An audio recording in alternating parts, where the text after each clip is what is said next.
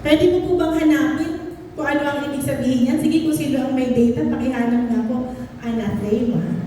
Gusto ko po matandaan natin kung anong ibig sabihin na ito, anathema. Ang sabi po, ano rin? Something or someone that one vehemently dislikes. Vehemently dislikes. Ito po yung ayaw na ayaw, isinusumpa, itinatakwil, galit na galit ka dito, anathema. Ang ating pong pag-uusapan ngayon ay galing po, hango po sa 1 Corinthians chapter 16, verse 22. If any man love not the Lord Jesus Christ, let him be anathema. Sumpain. Amen? Grabe po, di ba? Sa Tagalog, sa Tagalog, sumpain ang walang pag-ibig sa Panginoon. Kaya po tinatanong ko kanina, mahal po ba natin ang Panginoon? Kasi minsan po kung nag-church lang tayo para sa mga ritual o para sa mga bagay po na kailangan mo lang gawin paglinggo, baka hindi natin mahal ang Panginoon. And we are entering a very dangerous zone. Kasi ang sabi po, sumpain ang sino mang walang pag-ibig sa Panginoon. Ang susunod sa salita ay Maranatha. Ano pong ibig sabihin ng Maranatha? Sige po, isa pa. Maranatha. Sumpain ang walang pag-ibig sa Panginoon. Bakit ba may sumpa? Ano po? Ano ibig sabihin ng Maranatha? Eliza, kita mo na? Our Lord come. Amen. Our Lord come. Dumating ka na nawa. In fact, nandyan din po siya. Oh. Maranatha, dumating ka na nawa, Panginoon namin. Amen. Alam mo po, madami pong mga taong masaya dahil iniligtas tayo ng Panginoon. Amen. Sino pong mga masaya dahil iniligtas tayo ng Panginoon? Amen. Ngayon po, sino po ang masaya dahil babalik na ang Panginoon? Amen. Alam mo po yun yung, I'm so happy that the Lord rescued me from sin. But I'm not happy because He's coming back. Kasi pabalik na ang Panginoon. Usually po ganyan ang nangyayari. Ang tanong, bakit po ba namatay ang Panginoong Jesus? Bakit namatay ang Panginoong Jesus? Para sa kapatawaran ng kasalanan ng mga tao. So, kung namatay po siya, lahat po ba ng tao ay ligtas na dahil po namatay siya para sa lahat ng tao? Lahat po ba ng tao ay ligtas dahil ang Panginoong Diyos ay namatay para sa kapatawaran ng kasalanan ng mga tao? Sagot. Sumagot po ng yes, taas ang kamay. Sumagot ng no. Wala, ayaw, okay. Akala ko wala rin. Tama po na namatay ang Panginoong Diyos para sa kaligtasan natin. The Lord Jesus Christ is the door. Siya po ang pintuan. Nung namatay po siya sa krus ng Kalbaryo, binuksan po niya ang pintuan tungo sa buhay na walang hanggan. Pero, kapag po tayo hindi pumasok sa pintuan na binuksan ng Panginoong Jesus, hindi po natin mararanasan ang buhay na walang hanggan kahit po siya ay namatay para sa ating mga makasalanan. So, yan po ang dahilan kung bakit tayo nagpupunta sa church. Kasi po, kailangan nating matutunan kung paano ang pabalik sa tunay nating tahanan. We are but sojourners here. Tayo po ay lumalakbay lang pansamantala. But our eternal home is in heaven. We go to church para mailangan natin paano ba mamuhay ng ayon sa kalooban ng Panginoon. Para masumpungan natin ang pintuan para makasama natin siya habang buhay. Salvation is free for everyone. Lahat po yan ay para sa lahat. Pero hindi po sa lahat ng tao, lalo na kapag hindi tumanggap sa Panginoon at hindi namuhay para sa Panginoon. Kung hindi namuhay para sa Panginoon, we will be anathema. We will be cursed. Sumpain, set apart for doom and destruction. Siguradong wawasakin balang araw ang taong hindi nagmamahal at hindi namumuhay ng para sa Panginoon. So, ang tanong po, bakit po ba sinumpa ang tao? Makikita po natin ang kasagutan in Genesis chapter 6, verses 5 to 7. Nakita ni Yahweh na laganap na ang ng tao sa daigdig at puro na lamang ang palaging nasa isip nito. Kaya't labis ikinalungkot ni Yahweh na nilikha pa niya ang tao. Sinabi niya, lilipurin ko ang lahat ng tao ang aking nilalang. Lilipurin ko rin ang lahat ng hayop at mga ibon. Ikinalulungkot kong nilalang ko pa ang mga ito.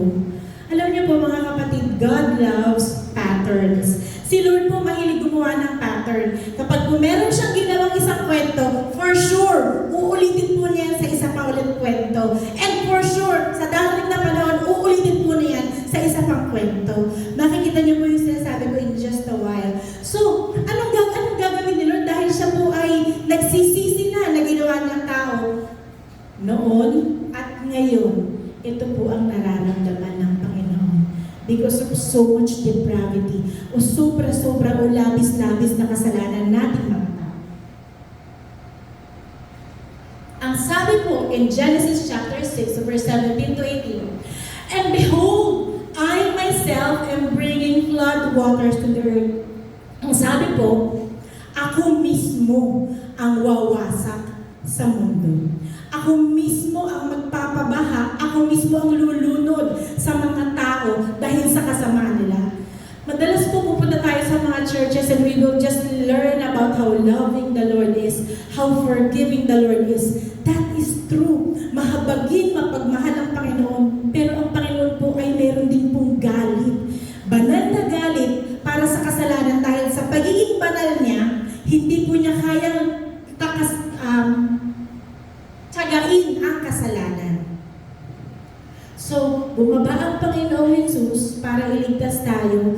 Namuhay siya sa mundo para ipakita kung paano mamuhay para balang araw matagpuan natin ang tunay nating tahanan.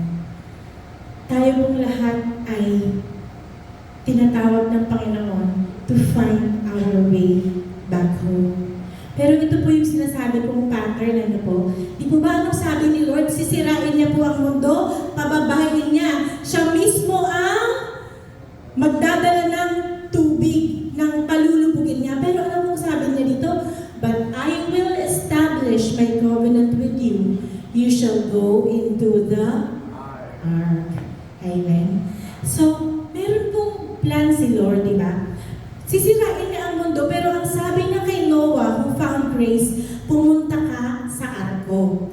Remember, in the story of Lot, wawasakin ko ang Sodom, lumabas kayo. There's always an escape. Ang sabi po kay Rahab, wawasakin ang Jericho.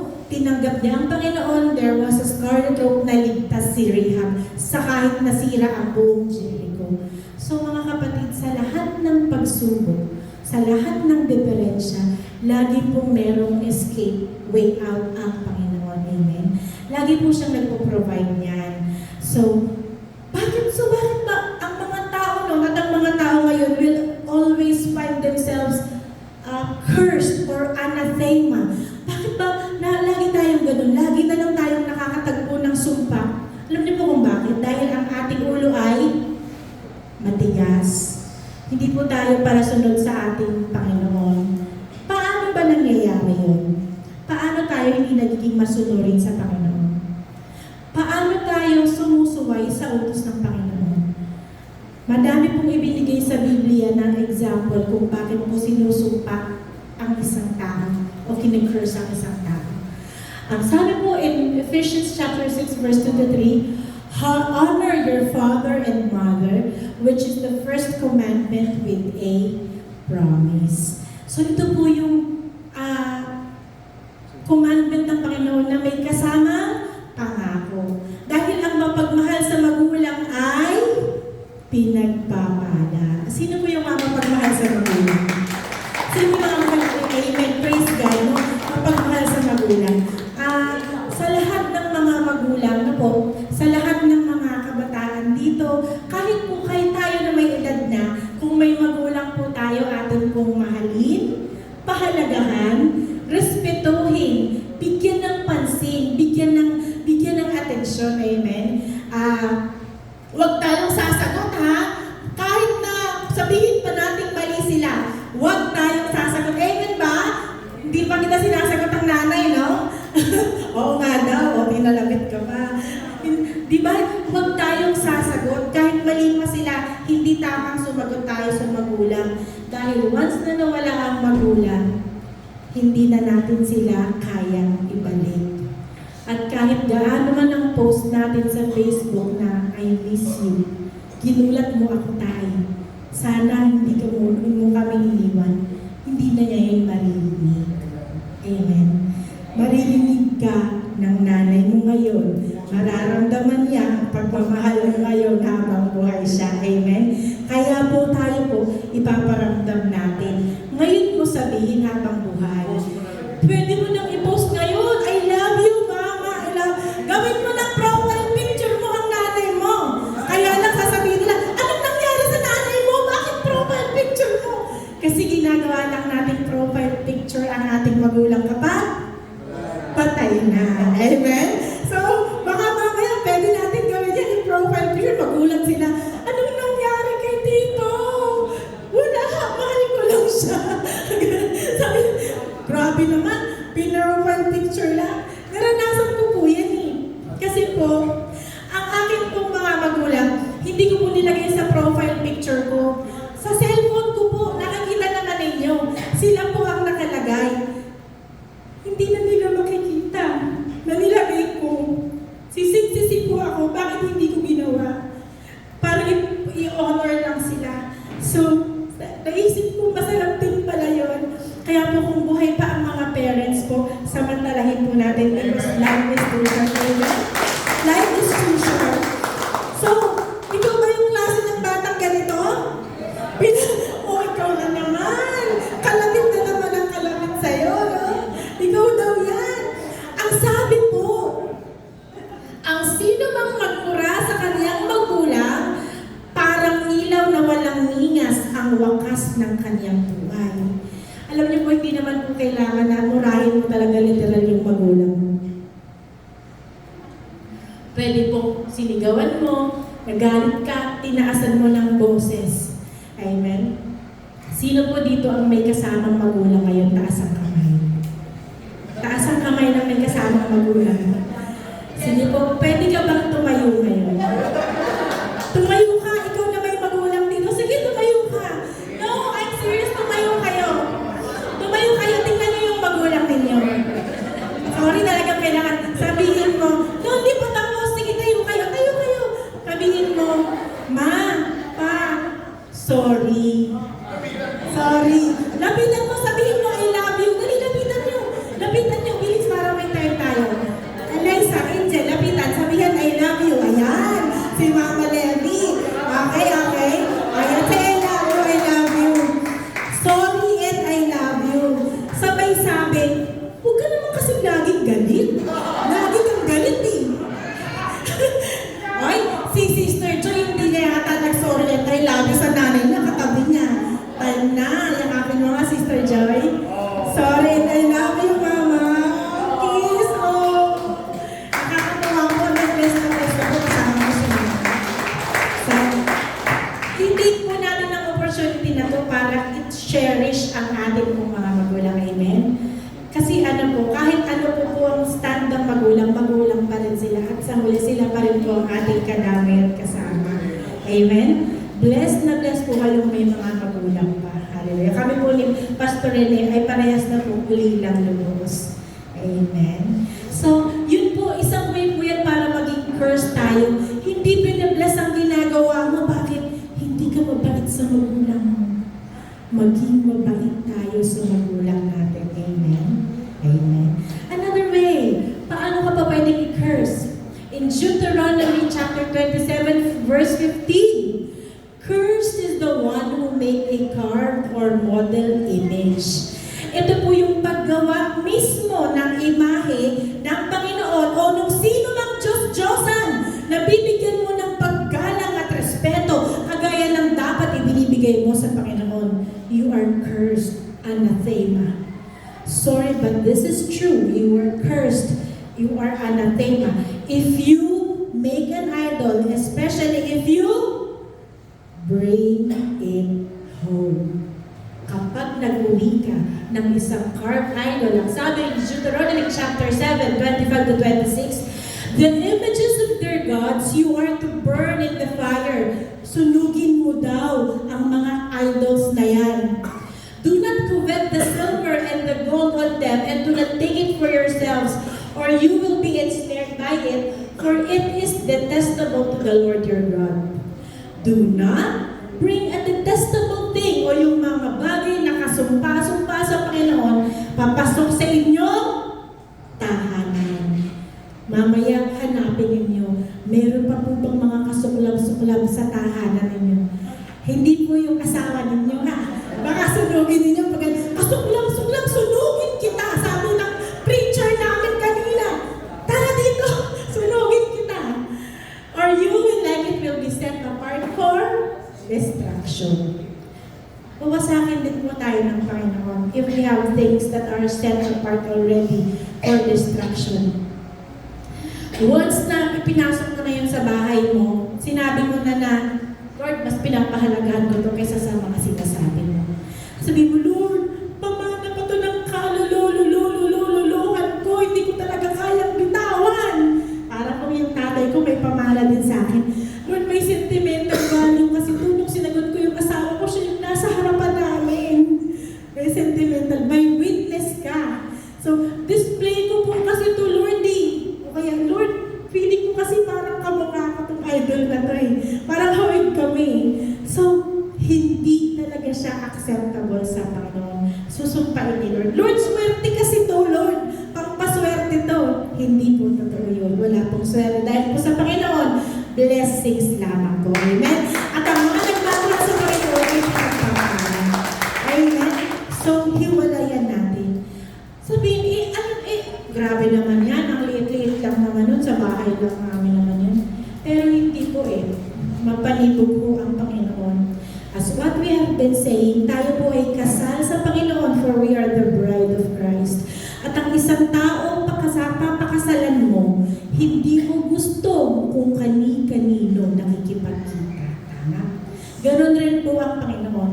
Ang taong pakakasalan niya, hindi po niya gusto kani-kanino po nakikipagtagpo. Amen? In Texas, there is a 19 feet idol called Hanuman. Last August 2024 lang po, last month lang po ito tinayo. This is a goddess, a Hindu god, kalahating tao, kalahating unggoy.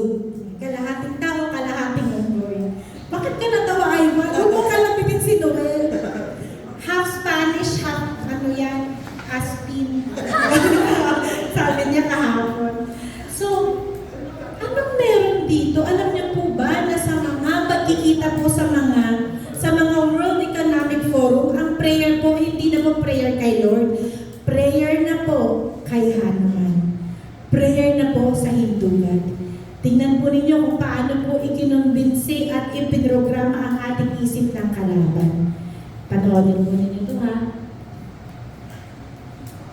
Sabihin mo, glory to Hanuman. Diba? Ginagaya pa yun ng mga bata. So, ano po ang mararamdaman ni Lord kung magbabanggitin to ng mga tao? Glory to Hanuman, where in fact, ang dapat na binibigyan ng ating ng glory ay ang Panginoon. Ano sinasabi natin? Glory to God.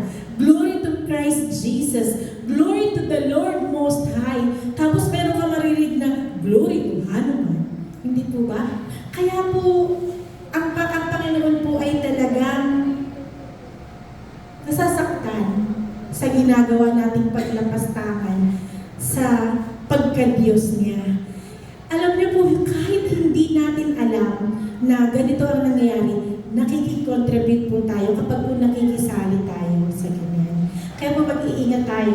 Kapag sinabi nating idolatry, po pwedeng ganyan, po pwedeng pong mga idols, pero po pwede rin po itong tao sa buhay natin, o bagay sa buhay natin, o sitwasyon sa buhay natin na inilagay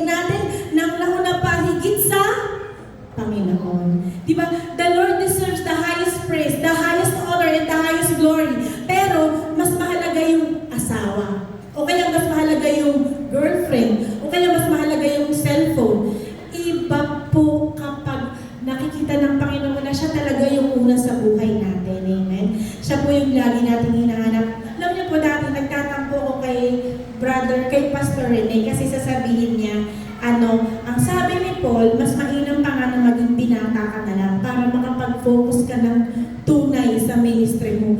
Di niya alam, nagtatampo ako. Ibig sabihin, ayaw mo sa akin. Ibig sabihin, hindi mo pa na talaga gusto mo. Pero nung naging born again ako, naiintindihan ko po.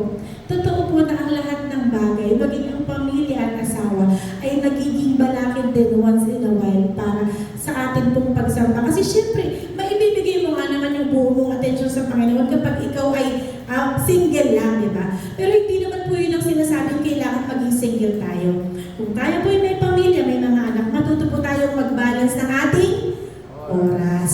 Kasi nga po, ministry din po ang pamilya, ministry po ang asawa, ang anak, ang sambahayan. Ministry yan. Kung nag-fail ka po sa ministry mo sa bahay, paano ka din magkakaroon ng ministry sa Panginoon? Amen?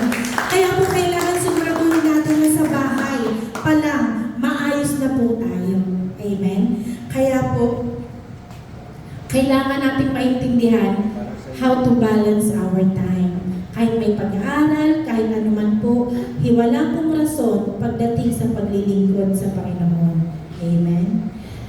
Isa pa pong dahilan kung paano po tayo po pwedeng sumpain. It is the love of money. Ang sabi po sa 1 Timothy chapter 6 verse 10, sapagkat ang pag-ibig sa salapi ay ugat ng lahat ng kasamaan. Dahil sa paghahangad na yumaman, may mga taong nalalayo sa pananampalataya at nasasadlak sa maraming kapighatian. Alam niyo po, we need to know when enough is enough. Madami na po akong napatunayang kwento na ang kayaman. Nakita ko po sa Biblia na ang kayamanan hindi nadadala sa kabilang buhay. Alam niyo po, first hand ko pong nakita ilang beses na hindi po talaga siya nadadala. Iniiwan lamang po siya sa ating mga mahal sa buhay. So, ano ba ang purpose ng sobra-sobrang pera kung ang kailangan mo lang naman ay sapat? Hindi dapat sinasabi na masamang maging mayaman, magandang maging mayaman, especially kapag kaya mong gamitin para sa kaluwalhatian ng Panginoon. Pero, kailan ba siya nagiging enough? Amen? So, sigurado po na hindi will ni Lord na maging ultra, mega rich ka. Hindi niya yung kalooban. Ang kalooban po niya, mag-umapaw ka para ma-share mo ang iyong biyaya. Yun ang kalooban niya. Tumulong ka para sa kapurihan niya. But when is enough? Enough. Minsan po kasi ang sarap talagang magkaroon ng pera. At the more that you have, the more that you want. Nasa flesh po tayo and that is human nature. Ito po si Warren Buffett. Kumuha po siya ng pera niya, winidraw po niya sa stock market.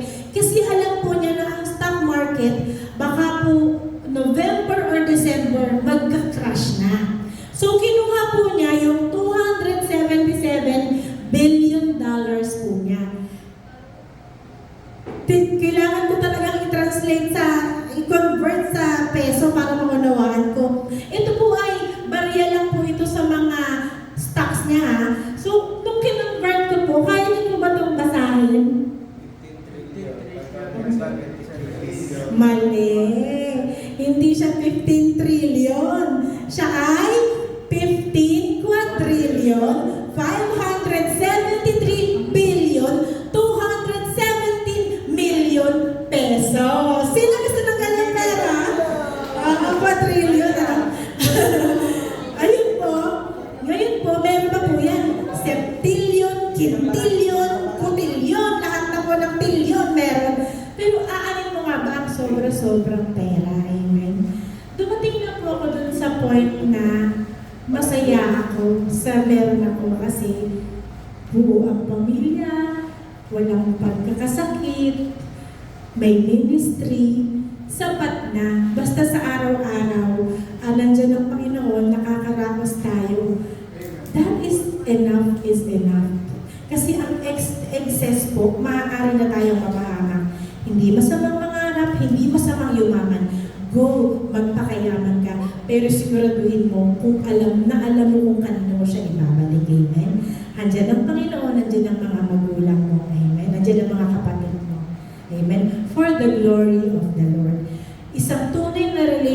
lamang po sa Panginoon ang magpaparealize sa atin nito. Unless we are truly born again, we will realize that money is just secondary. Ang dami pong mga artistang may sakit ngayon malubha. Meron po bang nagawa ang pera nila para pahabain ang buhay nila?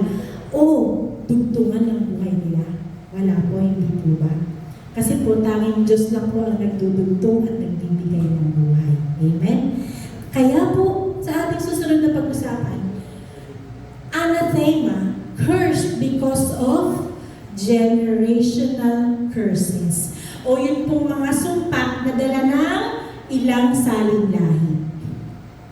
Si Yahweh ay hindi madaling magalit, mahabagin at handang magpatawad, subalit hindi niya ipagwawalang bahala ang kasamaan sapagkat ang kasalanan ng mga magulang ay kanyang sisingilin hanggang sa ikatlo o ikaapat na salin lahi. So, kasi mapapansin mo, bakit ganun ang nangyari kay Lolo? Nangyari rin siya kay tatay. Nangyari rin siya kay kuya. Kasi meron nga pong nangyari before na hindi pa revealed sa atin, na hindi natin alam, na may kinalaman ng ating mga ninuno na nakaka-apekto pa sa saling lahi ngayon. When we become born again believers in Christ, pwede na po natin yun putulin. Amen? Pwede mo nang tapusin ang sumpa na inilagay ng kalaban sa buhay mo, sa buhay ng anak mo. Hindi na ako papayag. Pinuputol ko na to right here, right now, sa pangalan ni Jesus. Amen?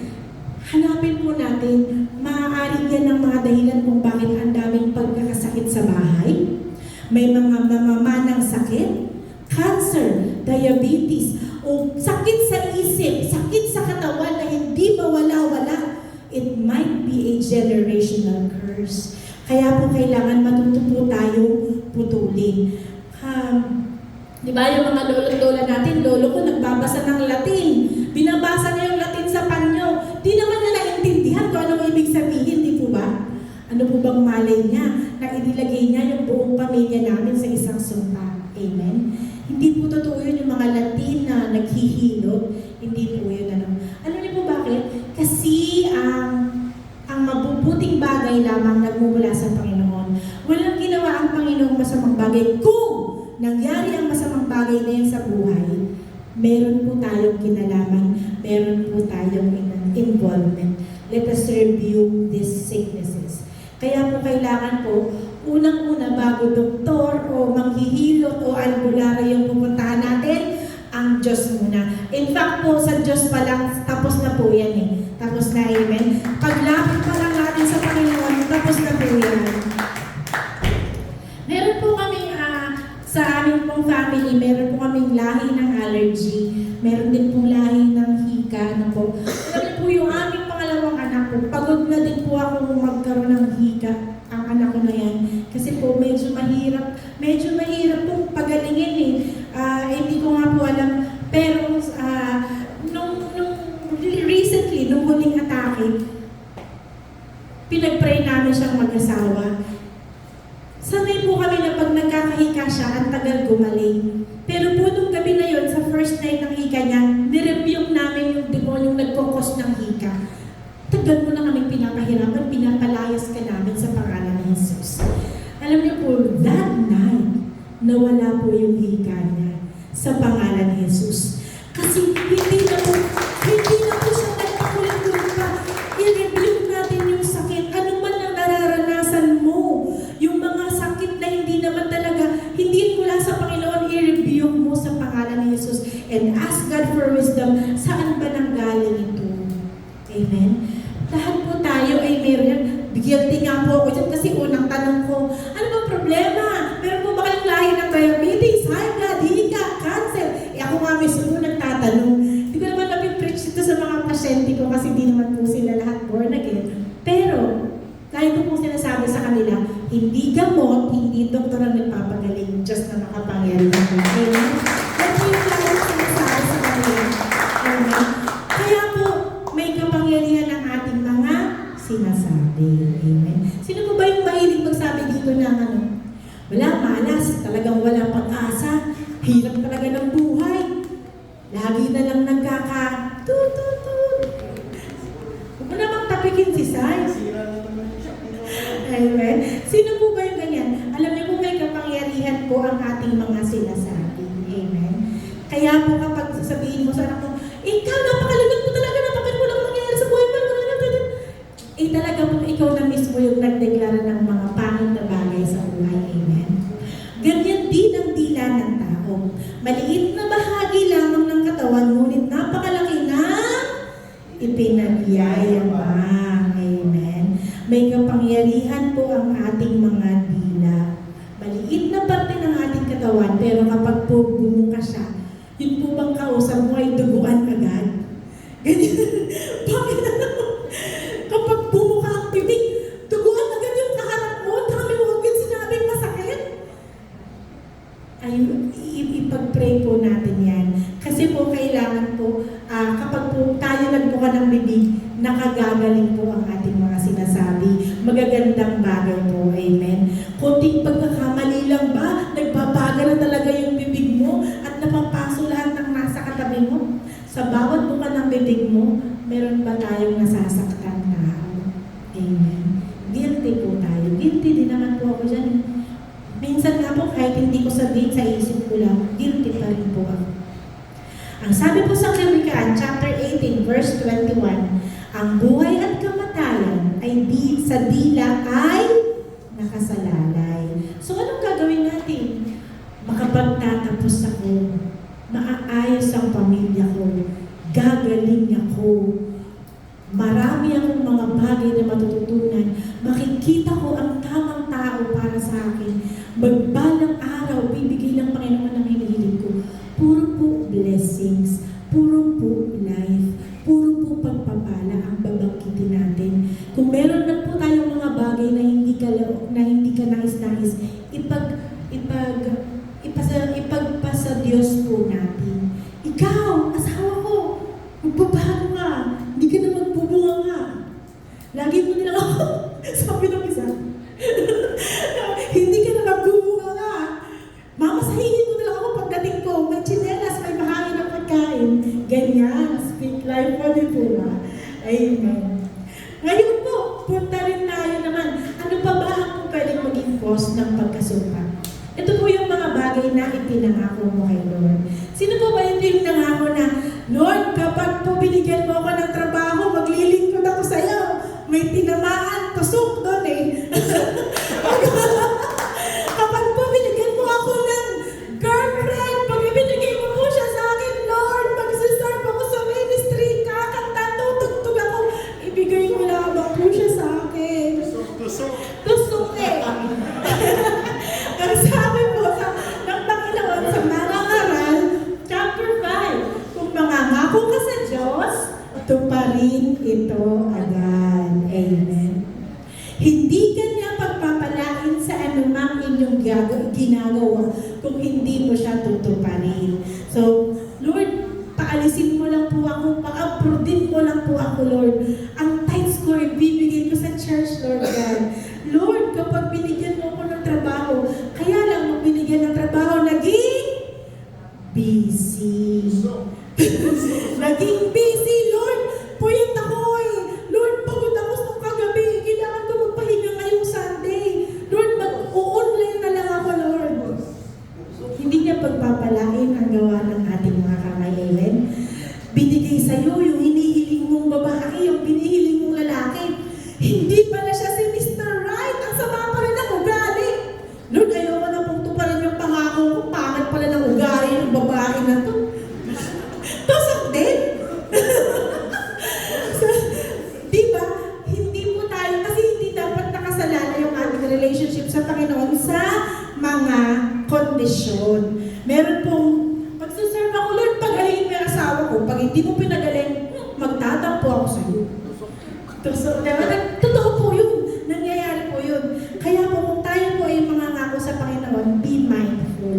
Tuparin po natin. Baka mamaya po, ang dami magpalistan sa ministry. Lahat pala kayo nangako. Lahat, dali, nagkakagulo na tayo. Ang dami-dami. Alam niyo po, meron din po curse in Galatians chapter 1 verses 8 to 9. But even if we or an angel from heaven should preach a gospel other than the one we preach to you, let them be under God's curse.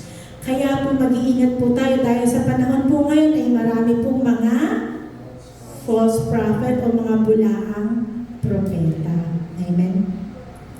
Mga kapatid, higit po sa inyo, mas takot po kami sa Panginoon.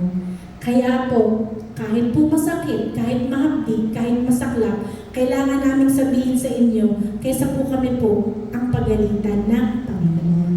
Amen?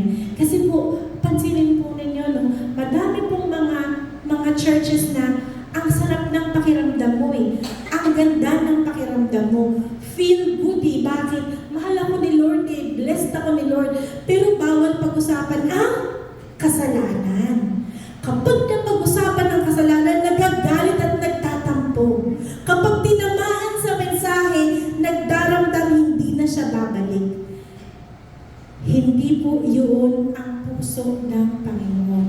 Ang puso po ng Panginoon, matutunan natin ang ating pagkakamali sa pamamagitan ng banal na Espiritu, maitama po ito so we can be right with the Lord. Kasi ang kaligtasan, ibinigay na sa iyo ng Panginoon eh. The question now is, are you living your life rightly according to the will of the Lord?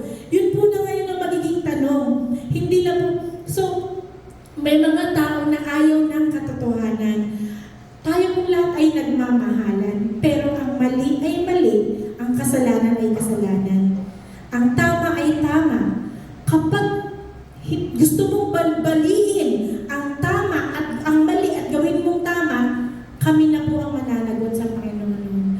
At ayaw po namin mapunta sa under God's curse. Kaya po, hindi na po baling hindi tayo ganun kadami o hindi na baling konti lang tayo. Basta po lahat tayo ay nagpapaturo, nagpapabago sa Panginoon. Aanin mo ang isang church na nagsisiksikan, sikat na sikat, ang daming umaaten, pero ayaw nang nasasaling ang kasalanan. Isusuka lamang po yun ng Panginoon, wawasakin lamang po ng Panginoon. We would rather please the Lord than to please man. Amen. So the Lord said, alam niyo po ito ha, nangyayari po ito ngayon. 90% of the preachers sa YouTube, false preachers po. Mag-iingat po tayo. Ang dami pong false preachers. Especially po yung mga pangalan nilang makalagay, pera ang natatanghal, tao ang natatanghal, bawal mag-usap ng kasalanan, bawal magsabi na darating na ang Panginoon. Huwag pong sasabihin yan. Matatakot ang mga tao. Matakot din po tayo sa ganong klase ng simbahan. So the Lord said, enough is enough. Tama na. Hindi ko na kaya. Ang spirito ko ay hindi na makikipaglaban sa tao dahil siya ay laman lamang. In Genesis chapter 6 verse 3, and the Lord said, my spirit shall not strive with man forever. Meron pong curse nung time ni Noah. Meron din pong curse o sumpa sa panahon natin. Bakit? Because there is disobedience. Constant rebellion and disobedience to the Lord. Ang sabi ni Noah, pumasok kayo sa arko dahil malapit ng bumaha. Malapit ng magkaroon ng judgment. Lilipunin ng Panginoon ang mga tao. Because dahil po wala pang ulan nun, hindi po sila naniwala. Right now, tumayo ka sa harapan, sa gitna ng kongregasyon, sabihin mong babalik na ang Panginoon. Baka bukas, baka sa isang linggo, baka sa isang buwan. Ang tanong, may naniwala po ba? Meron po bang dinala yun sa puso at isip niya? O isang mensahe lamang po na pumasok sa kabila, lumabas sa kabila, and then life goes on. Kapag po dumating na ang Panginoon, lahat po ng mga mahalaga sa buhay natin ay biglang maglalaho. At ang mananatili na lamang po ay kung katanggap-tanggap po ba tayo sa Panginoon. Ayaw ko po dumating yung panahon na pagdating niya, hindi po ako katanggap-tanggap sa Kanya. Kaya po, kung ano po yung isip at puso ng Panginoon, yun rin po ang sinasabi namin sa kongregasyon. Pabalik na po ang Panginoon. We are in the 6,000 year of creation. Tayo po ay dumating na sa tamang panahon kung kailan kailangan na pong bumalik ng Panginoon para makapaghari po siya ng 1,000 taon pa. Ito na po yung panahon na yun. Kaya nga po, meron pong pandemic, meron pong gera. By the way, hindi nakapagtataka na meron tayong bagong pandemic. Anong pangalan? Monkeypox. Dahil sino po yung tinuluwalhati nila? Si Hanuman. Kalahating monkey, kalahating tao. Amen? So, anong gagawin natin? Tayo ba'y magmumukmok? Tayo ba ay magtatago? Tayo ba ay matatakot? Of course not. Tayo po ay mamumuhay ng ayon sa kalooban ng Panginoon, magtatrabaho, mag-aaral, patuloy na gagawa para sa Panginoon. Pero kailangan po, sigurado tayo na tayo po ay nasa arko ng Panginoong Yesus. In Genesis chapter 7, verse 20 to 24, at tumaas pa ng halos 7 metro sa taluktok ng mga bundok, namatay ang bawat may buhay sa lupa, mga ibon, mga amo at may ilang na hayop, lahat ng gumagapang sa lupa at lahat ng tao. Lahat ng may hininga sa ibabaw ng lupa ay Namatay. ang mga tao at mga hayop sa daigdig ay nilipol ng Diyos maliban kay Noe at sa kanyang mga kasama sa barko. Hindi po ba napakasaya na nagsabi ang Panginoon na may judgment, pero meron din po siyang way para makatakas tayo doon. Amen? Yun po yung relationship na binubuo natin ngayon sa Panginoon. If we are going to look at it in Genesis chapter 6, verses 8 to 9, but Noah found grace in the eyes of the Lord.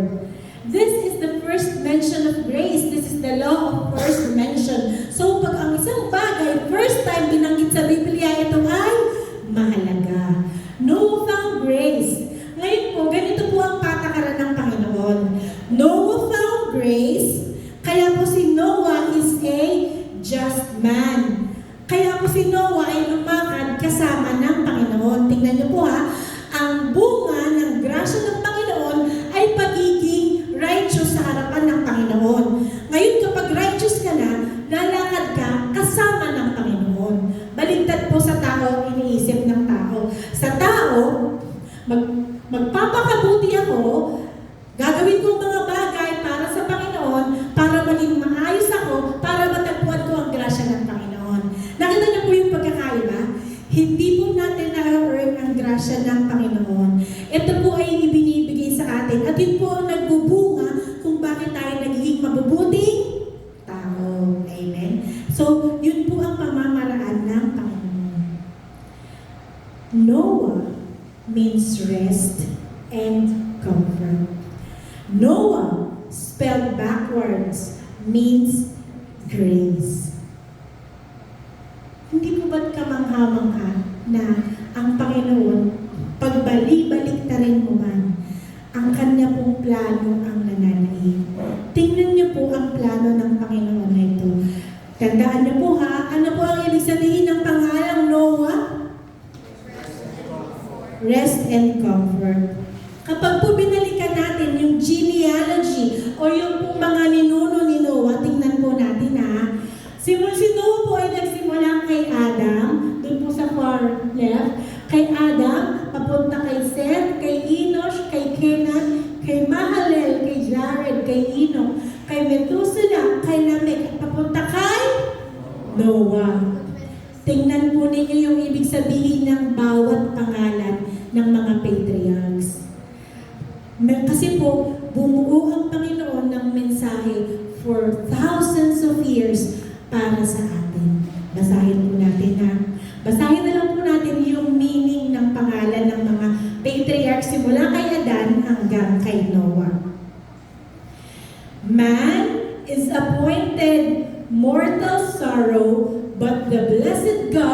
shall come down, teaching that his death shall bring the despairing rest and comfort. Palakpakan po natin ang ating Diyos. Tingnan po ninyo ha, ang tao ay nakatakda, ay mortal, ay nakatakda po sa paghihirap o sa sumpa. Pero ang blessed God mula sa langit ay bababa para turuan tayo na ang kanyang kamatayan ay magtuturo sa atin na ang kanyang kamatayan ay magbubunga ng pahinga. Palakpakan natin ang ating Diyos. Hindi po ba kamangha-mangha ang Diyos na sinasamba mo? Hindi po ba't kahanga-hanga na sa libo-libong taon kaya niya pong itago ang mensahe na magliligtas para sa atin? Hindi ba dapat nawawasak tayo sa kaluwalhatian at kagalingan at sa excellence at sa majesty ng Panginoong Diyos? Grabe po ang plano ng Panginoon. At kung hindi po natin siya kilala, hindi po tayo maniniwala sa mga plano niya. And the Lord is coming back very, very soon. Prepare yourselves. Dahil po sa oras na magbigay siya ng paghuhukom, aalalahanin po niya ang lahat ng tao na nakatagpo ng grasya sa kanyang mata. Tayo po ba ang mga tao na nakatagpo ng grasya sa kanyang mata? Ang sabi po in Genesis chapter 8 verses 1 to 4, God remembered Noah. Inalala po niya si Noah. Sa araw po na yun, aalalahanin po ba tayo ng Panginoon? Malaki po ang pagkakaiba na kunwari po ang Noah's Ark, yun pong table ni Aljo. Ay, lakihan na lang natin. Kunwari po ang Noah's Ark, ito pong grupo ng upuan na ito. Amen. Ang grupo po ng upuan na yan, nandyan po ito po yung arko. Yan po yung kaligtasan. Kapag po bumaha, yan po yung mag-aangat sa mga tao. Kilala ko naman ang arko. Alam ko na yan ang arko. At alam ko na yan ang kaligtasan. Pero wala ako sa loob ng arko dahil nandito pa ako sa labas na bumuhay ng ayon sa nais ko. So sabi ko, andyan lang naman ang arko eh. Pag bumaha, kaya ko namang umakyat, mabilis lang yun. Pwede mo na ako dito. Hindi mo na ako papasok sa arko. Pero pagdating po ng araw na yun, sa sobrang kabisihan natin, hindi po natin namamalayan na unti-unti na po palang tumataas ang tubig. Hindi ko namalayan na unti-unti na pala akong naiiwanan. At nung time na nagkakagulo na, wala na akong chance para umakyat ng arko. Ayaw po natin dumating yung panahon na yun na mauubusan tayo ng panahon dahil nagpatumpik-tumpik po tayo sa panahon. On the 17th day of the 7th month, the ark came to rest on the mountains of the ark came to rest in the mountains of the ark came to rest in the mountains of nakakatawa kasi yung kanyang pangalan ano? Parang taratita. Ararat. Ararat. Ararat. The ark came to rest in the mountains of Ararat.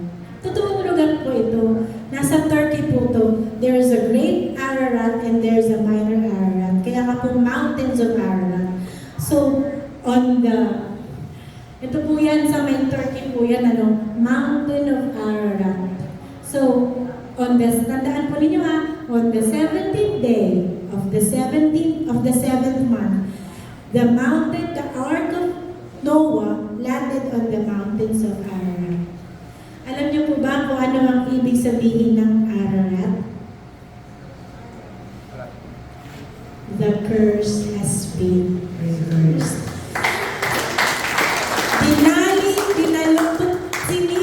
Binaligtad, tinapon na po ng Panginoon ng sumpa na pumasok sa atin dahil sa kasalanan. On that day, 17th day of the 7th month, the ark came to rest on the mountains of Ararat. The mountains of Ararat mean curse has been reversed. Hindi po ba nakakatuwa na parehas po kung kailan naglanding ang Noah's Ark sa bundok ng Ararat, yan din po yung same day kung saan dumaan ang Israelites sa Red Sea. Hinati ng Panginoon. Hindi po ba kamangha-mangha na noon pong nabuhay ang Panginoong Yesus mula sa pagkamatay? Parehas po ng timing ng paglanding ng Noah's Ark sa Mountain of Ararat.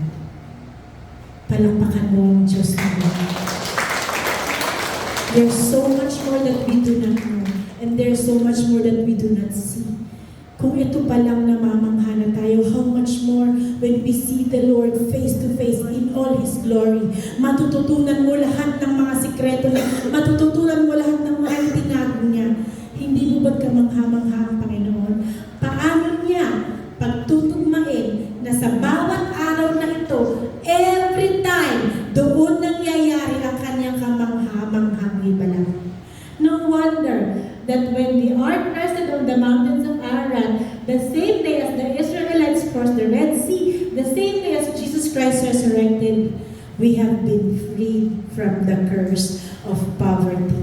Nung nangyari ang lahat ng bagay na ito, kapatid, pinalaya ka na niya sa pagkakasakit. Nung nangyari ang mga bagay ito, pinalaya ka na niya sa anumang mental illness. Nung nangyari ang mga bagay ito, pinalaya ka niya sa lahat ng sumpa sa pamilya mo. Pinalaya ka niya sa pagbubuli, sa depression, sa galit, o sa lahat ng mga bagay na sisira sa iyo. Pinalaya na niya tayo, kapatid. Hayaan mo na manahan ka sa natapos na gawa ng Panginoon. Tandaan mo, the curse has already been reversed. Rest in the finished work of Jesus Christ. Rest means Noah, and Jesus Christ is our ark.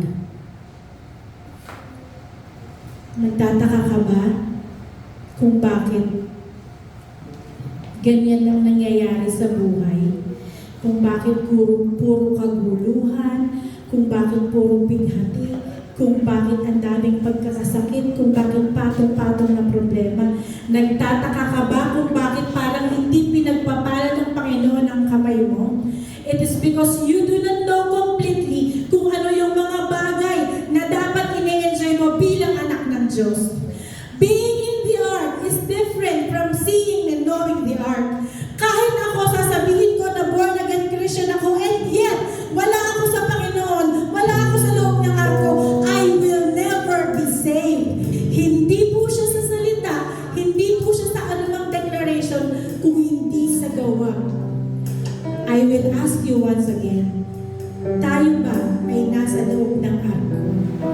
Mag-a-apply ba sa akin ang pagkakabali ng sumpa na inilagay ng kasalanan? Are we living a life that is